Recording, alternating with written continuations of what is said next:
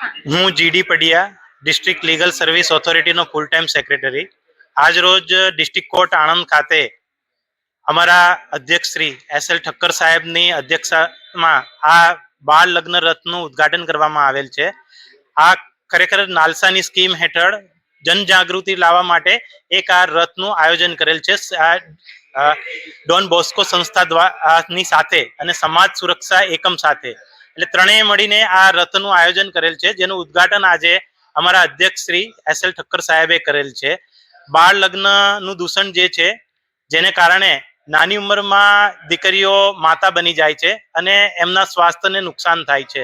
તો અને જે બાળક જન્મે છે એ પણ કુપોષિત જન્મે છે, જેથી બાળ લગ્ન નાબૂદી અભિયાનને ડિસ્ટ્રિક્ટ કોર્ટ આણંદ દ્વારા સંપૂર્ણ ટેકો આપવામાં આવેલ છે અને નાલસા દ્વારા અને સ્ટેટ લીગલ સર્વિસ ઓથોરિટી દ્વારા પણ એ લગત અભિયાન ચલાવવાનું અમને કહેવામાં આવેલ છે, જે અંતર્ગત ડોન બોસ્કો સ્કૂલ સાથે અને સમાજ સુરક્ષા એકમ સાથે આજે આ રથનું ઉદ્ઘાટન કરવામાં આવેલ છે, જે ગામે ગામે જઈને આ બધાને બાળ લગ્ન ન કરવા જોઈએ તે લગત અવેરનેસ પ્રોગ્રામ કરવામાં આવશે, જેમાં પેરાલીગલ વોલેન્ટિયર્સ પણ સામેલ રહેશે અને ડોન બોસ્કો સંસ્થાના બધા અધિકારીઓ પણ સાથે સામેલ રહેશે અને સમાજ સુરક્ષા એકમના અધિકારીઓ પણ તે લોકો પણ જનજાગૃતિ માટે આવશે. એટલે આ ખૂબ જ પવિત્ર કામ છે.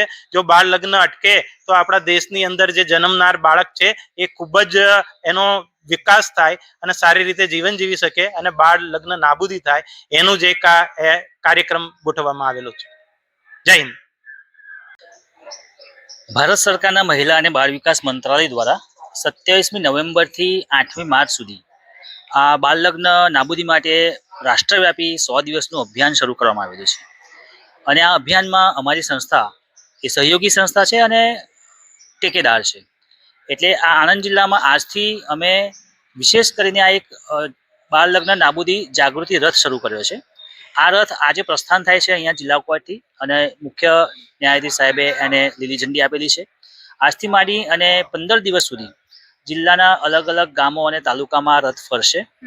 અંદાજિત 47 થી 50 ગામો કવર કરશે. આ દરેક ગામોની અંદર ફળીએ ગલીએ ગલીએ રથ ફરશે અને પ્રચાર પ્રસાર કરશે અને બાળ લગ્ન નાબૂદી અંગે સંદેશો પાઠવશે.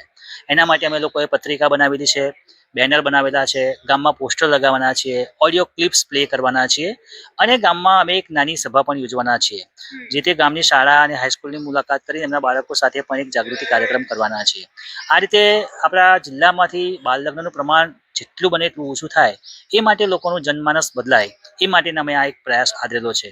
અને અમને સારું સંતોષ એ વાતનો પણ છે કે આ કામગીરીમાં સરકારશ્રી તરફથી અને જિલ્લા કોર્ટ તરફથી ખૂબ સારો સહયોગ મળ્યો છે. સમાજ સુરક્ષા વિભાગ અને જિલ્લા કોર્ટ અને નાલસા તરફથી આ સંકલનમાં અમે પ્રોગ્રામ કર્યો છે, તે બદલ અમે બધા ખુશ છીએ.